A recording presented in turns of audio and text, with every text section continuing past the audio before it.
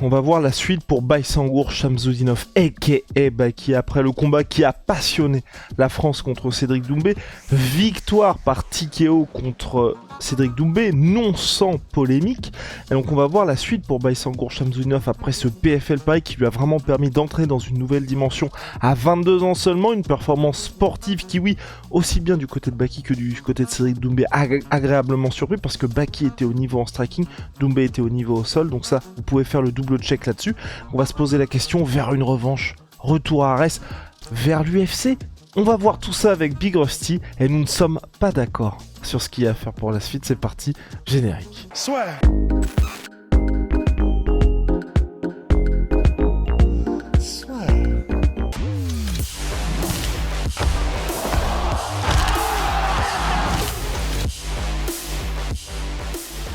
Le problème, c'est que j'ai l'impression que personne n'est très chaud. Ouais, mais oui. pour moi, c'est une revanche en fait. Mais je suis vachement étonné. Je pensais que les gens seraient ultra hypés par une revanche.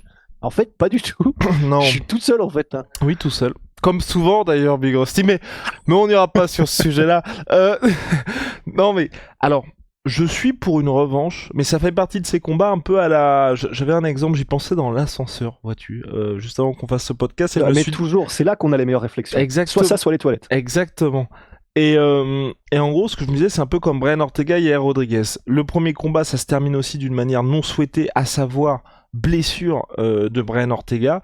Il fallait une revanche, mais l'UFC ne l'a pas fait immédiatement. Ou même là, tu vois, Curtis Blades contre Thomas Spinal, blessure de Thomas Spinal, donc c'est différent, hein, c'est pas comme Cédric Doumbé. Curtis Blades, Thomas Spinal, ça s'amène au bout de 15 secondes, c'est horrible parce que, déjà pour Thomas Spinal, on voulait voir enfin que les deux affrontent ce qui, sur le papier, était leur kryptonite et finalement n'a pas le combat. L'UFC pour Brian Ortega contre Yair Rodriguez finit par l'organiser au bout de 3 piges, et puis là, il se passe un peu des choses selon toute vraisemblance pour Curtis Blades, Thomas Spinal.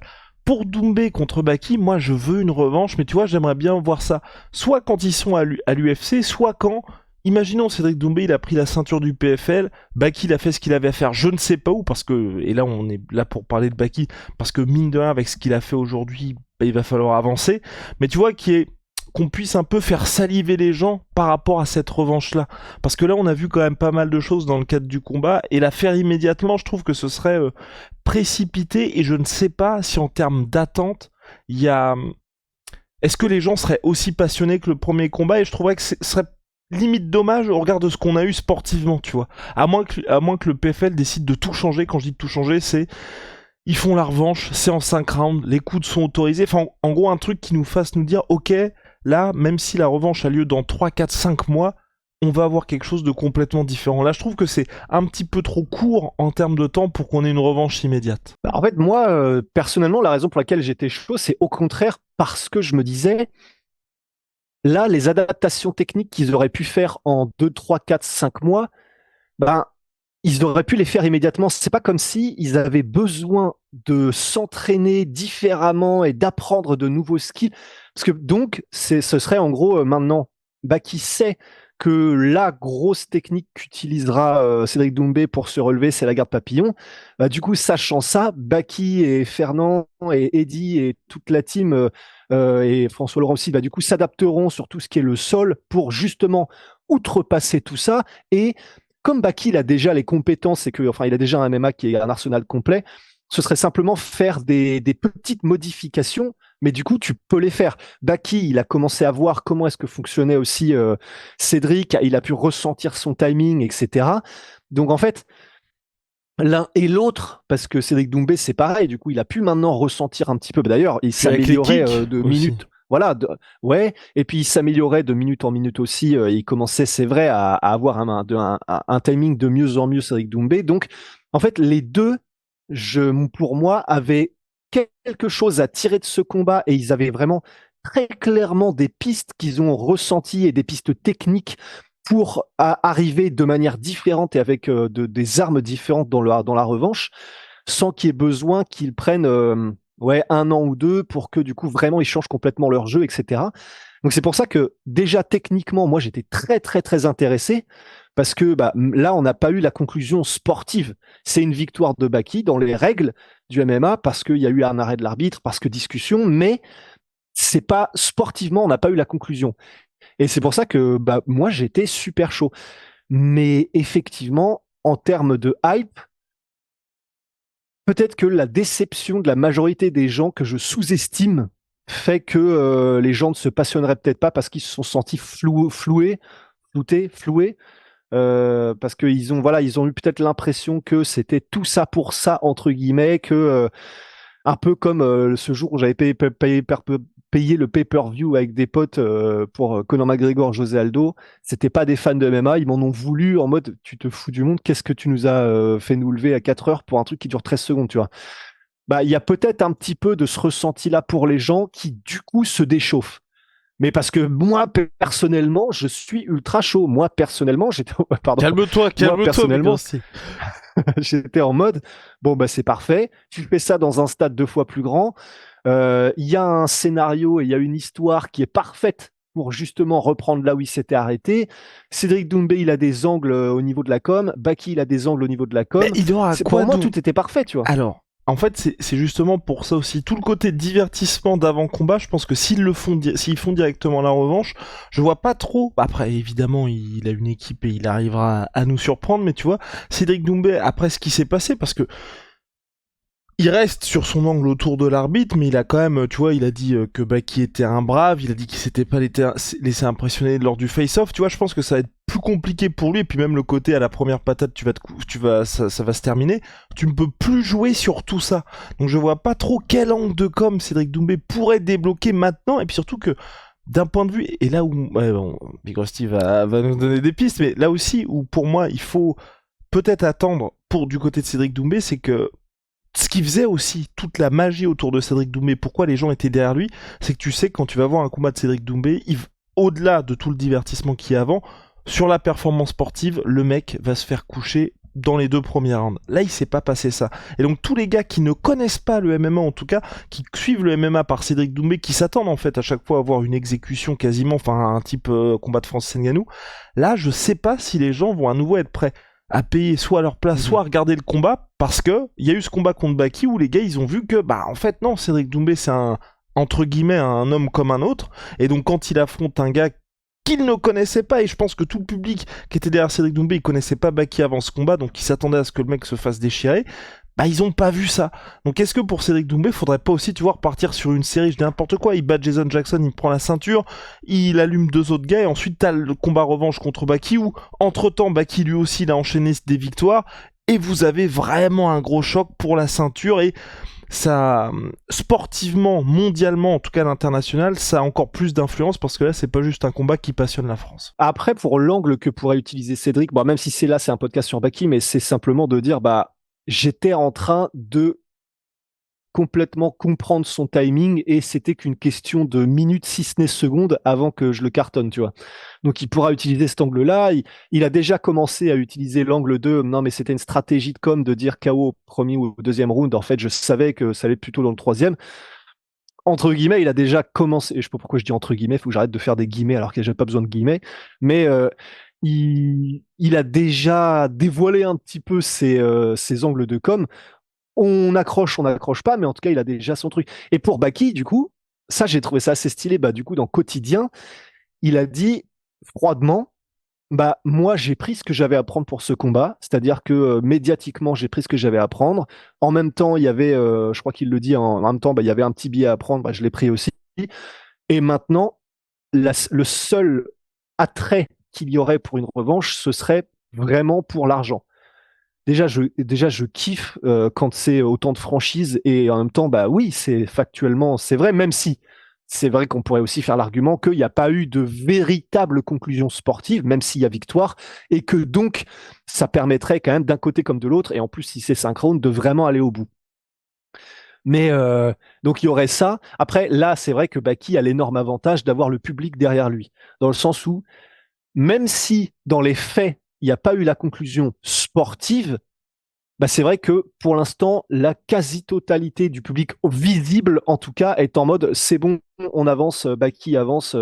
Enfin, très rares sont les commentaires qui disent bah attendez les gars, quand même, prenons le temps de nous dire qu'il n'y a pas eu de vraie définition de qui avait véritablement gagné le combat sportif, machin, machin. Donc Parce que sinon, à part ça, pour Baki, du coup, tu le vois faire quoi? C'est-à-dire qu'il revient à Arès, il prend la ceinture et ensuite UFC? Eh bien, Big Rusty. Oui, Non, mais oui, en gros, ce que je voulais dire, c'est par rapport à l'UFC, je suis pour que Baki aille à l'UFC, mais on sait qu'à partir du moment où Baki sera à l'UFC, il n'y aura pas de retour en arrière. Quand je dis pas de retour en arrière, c'est à moins qu'il se prenne 3 défaites consécutives, 4 défaites consécutives, ce que je ne souhaite pas et je ne pense pas que ça va se passer. À partir du moment où un combattant va à l'UFC, il est à ouais, l'UFC c'est à à tout jamais. jamais. Le problème de l'UFC, c'est qu'aujourd'hui, par rapport, et je sais pas si vous allez être d'accord avec moi, mais ce que j'aime beaucoup avec le PFL, avec Ares, avec Hexagone, avec même le KSW qui va venir en France au mois d'avril, c'est qu'ils comprennent l'importance du soutien du public français et que là, je le disais avec Big Rusty et j'en parlais aussi avec Alex, notre gars sûr qui est sur tous les terrains, c'est que voilà, Morgan il revient en avril prochain à l'UFC, à l'Apex, contre Chepe Mariscal.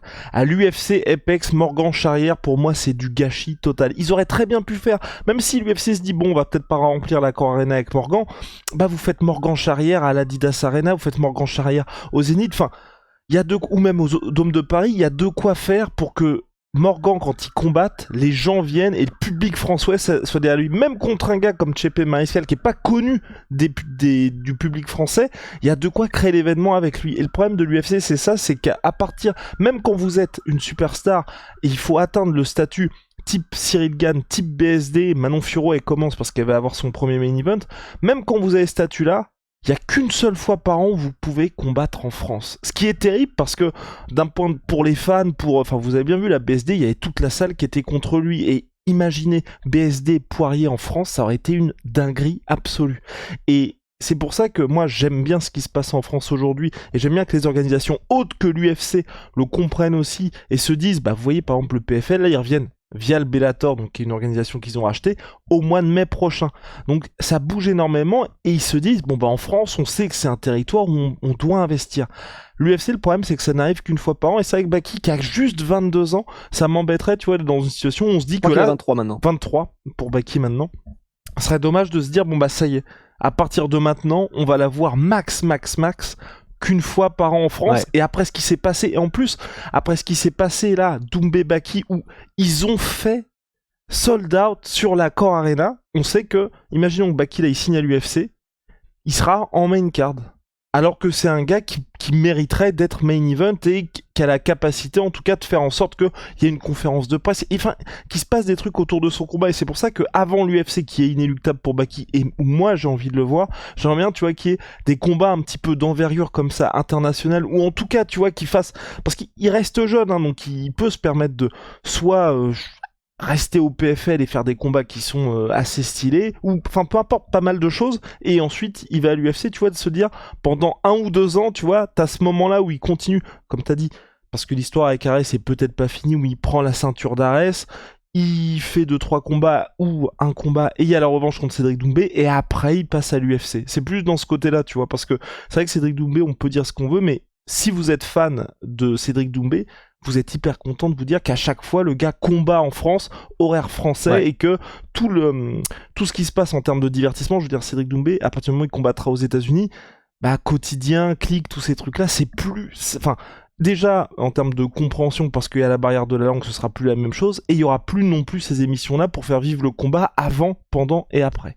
Donc voilà pour mon petit disclaimer, Big Rusty, qui fait que moi, j'aimerais bien que Baki et Doumbé soient le plus longtemps possible en France. Et du coup, ce serait pour peut-être théoriquement, alors si c'est PFL, bah du coup c'est avec Cédric Doumbé probablement, et sinon, en attendant l'UFC, ce serait Ares, où en gros Ares ferait venir des noms les plus hauts profils possibles pour Baki, soit des vétérans UFC encore une fois, soit des très très gros noms en welterweight sur le circuit international. Et Big Rusty, encore une fois, flagrant délit de médisance à mon égard. Il est né le 7 août 2001, Baïsangour Shamsudinov. Donc il a toujours Moi j'ai vu 22 ans. 23 ans sur Tapologie. Eh bah, Tapologie, on va les retrouver, puis on va s'occuper de Big Rusty. Comme à chaque fois. Tapologie, Ouh. T'es- Je l'ai pas dit, je l'ai pas dit. Mais le jeu de mots était quand même bien trouvé. Le jeu de mots était quand même la dernière vidéo du podcast là sur les gars. Et donc oui non, pour Baki, moi ce que je pense, et là j'espère que Ares va nous entendre et va regarder cette vidéo là. L'avantage qu'il y a avec Ares, c'est qu'aujourd'hui, avec Baki et puis même avec l'organisation sur la catégorie welterweight, il y a un classement, mais tu vois, il n'y a pas de gars qui va avoir le title shot qui est déjà prédéfini.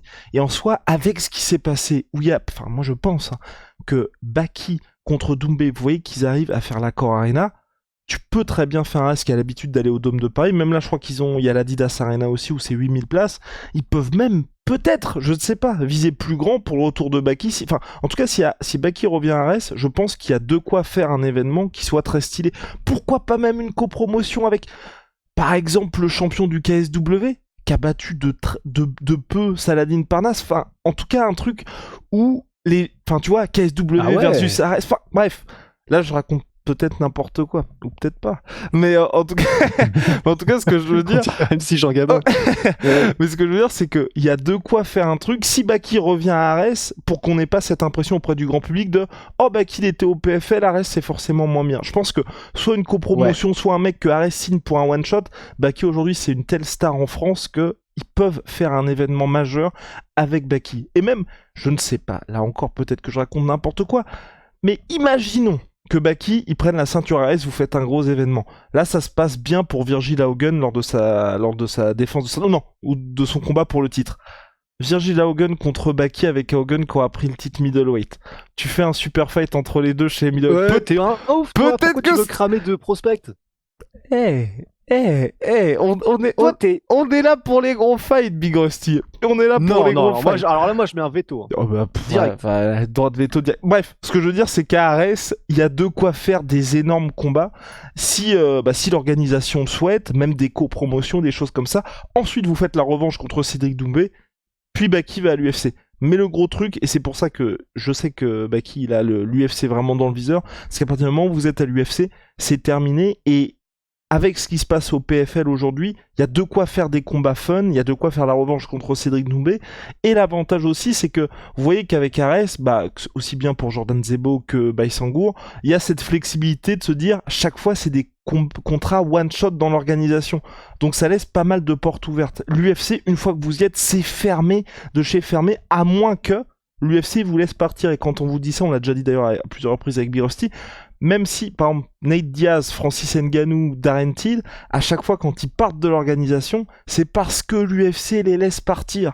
Quand l'UFC veut que vous restiez, Conor McGregor, John Jones, Masvidal, Georges Saint-Pierre, vous êtes verrouillé de chez verrouillé, c'est impossible pour vous de partir. Georges Saint-Pierre, il le disait, je crois que c'est que depuis l'année dernière qu'il est libre de faire ce qu'il souhaite, sauf que Georges Saint-Pierre, comme il a 42-43 piges, il est plus sportivement en tout cas, en MMA, il se sent plus d'être au top niveau, donc c'est pour ça qu'il est revenu et qu'il devrait faire son retour en grappling à l'UFC. Mais en tout cas, voilà, à partir du moment où vous êtes à l'UFC, vous êtes verrouillé de chez verrouillé, c'est vraiment l'organisation qui a les clés. Donc voilà, en tout cas pour Baki, pour la suite. Pour moi, voilà, je veux sur revanche contre Cédric Doumbé, pas maintenant que les deux, tu vois, ils repartent sur une série de 3 victoires consécutives, enfin 2-3 victoires consécutives, qu'on nous fasse vraiment saliver quant à la revanche et qu'elle arrive comme ça après. Et du côté de Big Rusty, on est toujours sur une revanche immédiate ? Ouais, moi j'aurais été chaud. Mais parce qu'en fait, et puis pour si jamais du coup Baki revenait à Ares, en fait c'est pas évident pour Ares non plus parce que ils sont presque dans l'obligation de proposer un choc qui va passionner parce que s'ils mettent juste Baki pour la ceinture contre un gars que les gens ne connaissent pas, j'ai peur que quoi qu'il arrive, même si on pourra dire c'est pour le titre, etc., pour une ceinture européenne, que ce soit trop juste. Là, il a trop passé un palier médiatique, je trouve, Baki, pour qu'on lui mette. Il même faut si un nom. C'est un tueur à gages. Tu peux pas mettre Klinkhammer. Aujourd'hui, Klinkhammer, c'est fini. Ça. Même s'il est très très fort, on l'a toujours dit avec Félix Klinkhammer, mais en vrai, pourquoi pas ? Pourquoi pas faire co-main event Klinkhammer contre Jordan Zebo et main event Baki contre je ne sais pas encore qui. Ou alors le mec qui a du sang sur les mains, Zebo contre Baki. Non, arrête ça. Je plaisante, évidemment. Bref, Big Rusty, en tout cas, on a fait le tour pour Baki. N'hésitez pas à dire ce que vous voulez voir pour la suite pour lui. On se retrouve très vite. Ciao! Sweet Pea. Moi, je suis peut-être moins 30% sur tout My Sweet Pea avec le code la sueur Big Rusty. Let's go. Et puis Olimoni révolution dans les boissons énergisantes. Première commande, la sueur 5, moins 5 euros. Deuxième commande, moins 10% avec le code la sueur 10. See ya.